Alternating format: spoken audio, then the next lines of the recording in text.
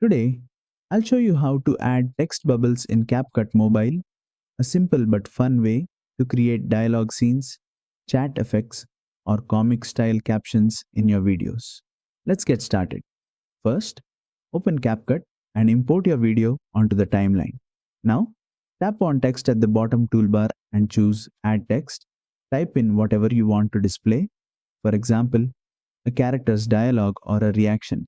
Once your text is ready, go to the Bubbles tab. Here you'll find a variety of bubble designs, from classic speech bubbles to chat boxes and colorful comic styles. Tap on any bubble you like and it'll instantly wrap around your text.